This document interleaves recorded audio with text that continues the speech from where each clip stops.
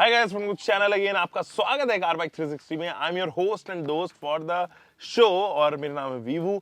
आज का जो Q&A सेशन है that is very important and you guys actually watch out because I will be revealing when the new Ford Endeavor is coming. Actually someone on our comment section, actually Akash on our comment section asked us when is the new Endeavor coming and Endeavour and Fortuner के मामले में should I wait for Endeavour या मुझे Fortuner के साथ में फिलहाल जाना चाहिए। देखो, इसका स्ट्रेट जवाब है if you actually have enough time और आपके पास में ऐसा है कि कोई और सेकेंडरी सोर्स है या गाड़ी है अभी चलाने के लिए, तो मुझे लगता है कि फोर्ड एंडेवर का वेट करना आपके लिए काफ़ी ज़रूरी है।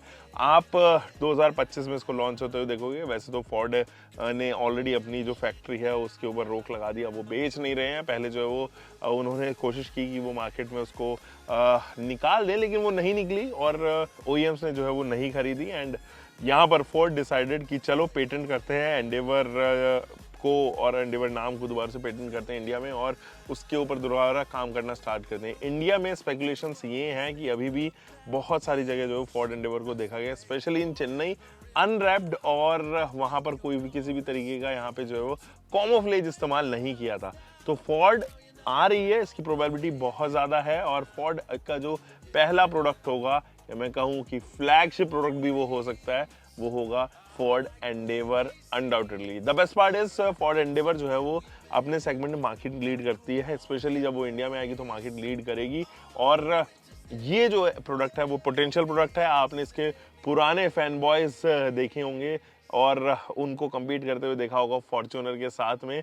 अनडाउटेडली वो एक बेटर पैकेज था कंपेयर टू फॉर्च्यूनर। इस बार की जो फोर्ड एंडेवर है वो इंटरनेशनली एवरेस्ट के नाम से बिकती है। 2022 में उसको लॉन्च किया गया था और उसके लॉन्च के बाद में जो आपने डायमेंशनल चेंजेस देखा उस गाड़ी के अंदर वो काफी ज्यादा था। मतलब पहले भी फोर्ड एंडेवर काफी बड़ी मस्कुलर माचो लगती थी, लेकिन ये वाली जो एक नई जनरेशन फोर्ड एंडेवर है वो डायमेंशन वाइज काफी इंप्रूव होती हुई नजर आई है, स्पेशली इन विड्थ। तकरीबन 150 मिलीमीटर का जो है उसका विड्थ बढ़ा है, making it the widest SUV in the segment. तो definitely you should wait for Ford Endeavour. अगले साल वो आपको कहीं मिड में या हो सकता है फर्स्ट सेशन में जो है वो लॉन्च होते हुए नजर आए। बट हाँ, फिलहाल 2024 की जो है वो चांसेस थोड़े कम होते हुए नजर आते हैं। चले बढ़ते हैं, दूसरे क्वेश्चन को लेते हैं। गाइस, अदिति पूछती है कि should I wait for Tata Curvv या मुझे क्रेटा या सेल्टॉस में से कोई अच्छा ऑप्शन ले लेना चाहिए। देखिए, एक चीज मैं आपको बता दूं, Tata is going to launch Curvv with their new engine. So the new engine is 1.2 litre turbo engine and it will be coming with a 3 cylinder option. Probability ये है कि वो समवेयर अराउंड 125 से 130 PS के आसपास पावर प्रोड्यूस करेगा। But there is a twist here, जब Curvv आएगी आप इस साल जो है वो यहाँ पे फेस्टिव सीजन के आसपास उसको लॉन्च होते हुए देखोगे।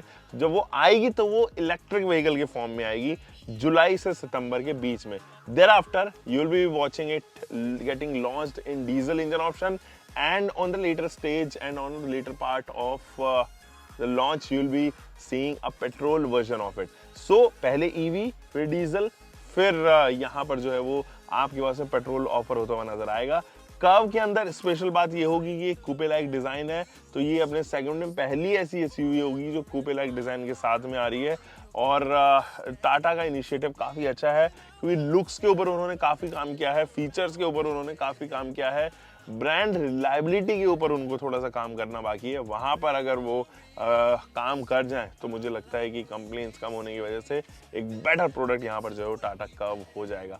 टाटा कर्व के साथ में एडवांटेज यही है कि वो फीचर पैक्ड होगी, स्पेशियस होगी, मल्टीपल इंजन ऑप्शंस होंगे। In fact it is going to be launch with the premium automatic transmission. Tata के पास में ऑलरेडी एक ऑटोमेटिक ट्रांसमिशन है जिसको वो अल्ट्रॉस के अंदर यूज करते हैं, DSG या DCT जो भी आप कहना चाहो उसको, और DS है वो उसको बुलाते हैं। एनीवे, अब हम बात कर लें कि आपको टाटा कर्व के लिए वेट करना चाहिए। I think you should wait for Tata Curvv. अगर आपको रिलायबिलिटी को लेके काफी इशू है कि आपको चाहिए एक ऐसा ब्रांड जिसके अंदर शिकायत ना आए, मैं एक बार लूं तो पीस ऑफ माइंड बहुत ज्यादा मिले, मुझे लगता है कि Hyundai क्रेटा है, Kia Seltos भी आपके लिए बहुत अच्छी चॉइस हो सकती है यहाँ पे। लेकिन अगर आपको दिखना है थोड़ा अलग, यूनिक दिखना है, ट्राई आउट करना है something different, you have been part of Hyundai, Kia and Maruti Suzuki family already, then you must actually wait for Tata Curve. It is going to be a phenomenal product. Let's see कि वो किस तरीके से इसको bifurcate करते हैं। But हाँ, दिवाली या दिवाली के आसपास ही आप इसको पेट्रोल या डीजल इंजन टाइप में देखेंगे। और इलेक्ट्रिक अगर आपको खरीदना है, जो कि चांसेस कम है क्योंकि आपका question he Hyundai Creta and Kia Seltos को लेके था, तो इसलिए मुझे लगता है कि वो ईवी में पहले आएंगे। अगर आप 6-8 महीने और रुक सकते हैं तो definitely Tata Curvv would be a great option to wait for right now. Adarsh पूछते हैं कि आफ्टर मार्केट सीएनजी ज़्यादा बेहतर है या कंपनी फिटेड सीएनजी है।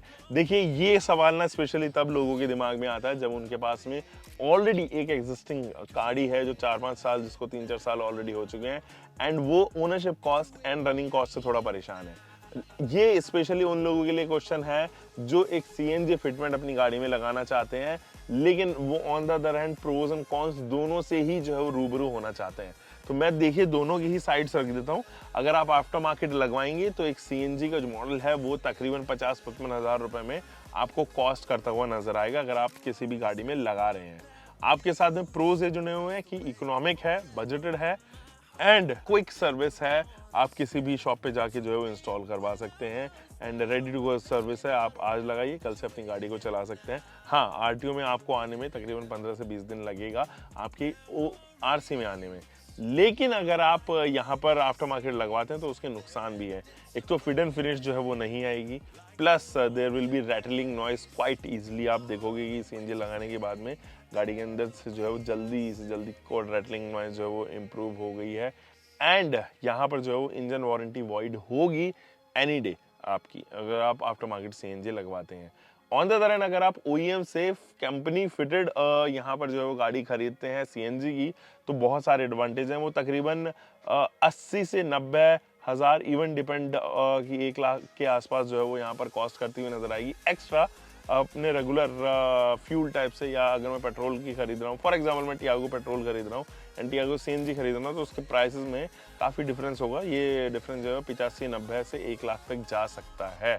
तो यहाँ पर आप तकरीबन 40-50 हज़ार रुपये एक्स्ट्रा पे तो करते हो, but you get better refinement, better fit and finish and in fact rating noise भी काफ़ी कम रहती है। ओईएम से लगा हुआ जो सामान है वो ओईएम का ही है।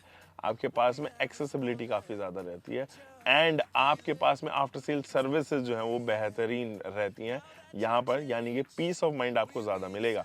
इनफैक्ट अभी कुछ स्टेट्स ने एंड आरटीओज ने जो है वो आफ्टर मार्केट फिटमेंट के ऊपर रोक लगाई है और वो सीएनजी जो है वो नहीं फिट कर रहे हैं, या फिर वो सीएनजी फिटमेंट में प्रॉब्लम नहीं क्रिएट करते, लेकिन आपकी आरसी रजिस्ट्रेशन पे जो है वो समस्या हो जाती है। जैसे कि Delhi is one such, UP में भी ये समस्या आ रही है एंड हरियाणा अभी भी जो है इस चीज़ से बचा है। तो वो तमाम लोग जिनको चाहिए आफ्टर मार्केट जो है वो अपनी गाड़ी में फिटमेंट कराना है, स्पेशली इन BS6, तो वो लोगों को थोड़ा सा समस्या आ रही है। BS4 में, BS3 में आप अभी भी आफ्टर मार्केट सीएनजी लगवा सकते हो, लेकिन BS6 गाड़ियों में आफ्टर मार्केट में ये इश्यूज ज़रूर आएंगे। ध्यान से सोचिए, अगर आपको 40-50 हज़ार रुपये ज़्यादा मैटर नहीं करते, मुझे लगता है कि आपको सीएनजी फिटमेंट वाली गाड़ी जो कंपनी फिटेड है, जो आपको ओईएम्स लगा कर दे रहे हैं, उनके साथ में यहाँ पर जाना चाहिए। उनके साथ में एक एडवांटेज और भी है, वारंटी वॉइड नहीं होती है और आपको एक्सटर्नल वारंटी मिलती है, और साथ ही साथ आपके पास में माइलेज जो है वो कंपैरेटिवली ज़्यादा ऑफर किया जाता है इन गाड़ियों में। Last but not the least, Ashutosh पूछते हैं कि ग्रैंड विटारा सीएनजी ऑप्ट की जाए या फिर नेक्सॉन ईवी की तरफ जो है वो शिफ्ट किया जाए। आई नो दोनों का बजट जो है लगभग सेम सा ही है। देखो, ये दो ना डिफरेंट क्वेश्चन है। एक तो ग्रैंड विटारा बड़ा सेगमेंट है, इंटीरियर स्पेस हो गई, वो तमाम चीज़ें जो है आपको ज़्यादा मिलेंगी। एक रिलायबल प्रोडक्ट है Grand Vitara comparative to Nexon, क्योंकि टाटा का प्रोडक्ट है एंड अभी थोड़ी सी कंप्लेंट्स जो टाटा के प्रोडक्ट में ज़्यादा आ रही है, तो वो कस्टमर सेटिस्फेक्शन या पीस ऑफ माइंड जो है वो ज़्यादा आपको ग्रैंड विटारा की तरफ जाता हुआ नजर आएगा। लेकिन अनडाउटेडली ज़्यादा फीचर्स, बेहतरीन लुक्स, डिसेंट स्पेस एंड यहाँ पर ओनरशिप कॉस्ट के मामले में नेक्सॉन आपको काफ़ी अमेज करने वाली है। तो दोनों के ही प्रोज एंड कॉन्स हैं। अच्छा बूट आपको नेक्सॉन में मिलेगा, स्पेस भी आपको डिसेंट मिलेगी, फीचर रिच, ऐसे फीचर्स जो ग्रैंड विटारा के अंदर नहीं आएंगे, क्योंकि जिस बजट में नेक्सॉन ईवी आती है उसके साथ में वैल्यू फॉर मनी प्रोपोजिशन जरूर आता है, उसके साथ में ऐसे फीचर्स जरूर आती हैं जिसके कॉस्ट को यहाँ पर जस्टिफाई करते हुए नजर आते हैं। तो अगर आपको डेली कम्यूट करना है, आपको घर से जाना है मार्केट तक या फिर आपको ऑफिस तक जाना है, टू एंड फ्रो जाना है, लंबा नहीं जाना है, आपको लॉन्ग डिस्टेंस कवर नहीं करनी है, आप तकरीबन 200-300 किलोमीटर ही चलना चाहते हैं, अगर 200-300 किलोमीटर की लॉन्ग ड्राइव भी करनी है तो वो भी आप यहाँ पे कर सकते हैं। बट अगेन, अगर आप लॉन्ग डिस्टेंसेस के लिए प्लान कर रहे हैं या प्राइमरी गाड़ी रख रहे हैं लॉन्ग डिस्टेंसेस के लिए, तब आपको यहाँ पर मुसीबत ज़रूर होती हुई नजर आएगी। वरना उन लोगों के लिए grand Vitara CNG would be a great option, जो ओनरशिप कॉस्ट को भी रेगुलेट करना चाहते हैं एंड साथ ही साथ लॉन्ग डिस्टेंस भी चलना चाहते हैं, रिलायबिलिटी यहाँ पर रखना चाहते हैं। उम्मीद है इन सवालों का जवाब मैंने यहाँ पर आपको बखूबी दिया होगा। आप क्या कर सकते हो, आस्क कार बाइक 360 को जो है वो यहाँ पर हैशटैग कर सकते हो और मुझसे सवाल पूछ सकते हो। आपके सारे सवालों का जवाब जो है वो यहाँ पर दिया जाएगा। हम मिलेंगे दोस्तों एक और नई वीडियो के साथ में। Until for next time, bye bye, keep keeping car bike whatever you are having, drive safe. कितने मिनट का हुआ?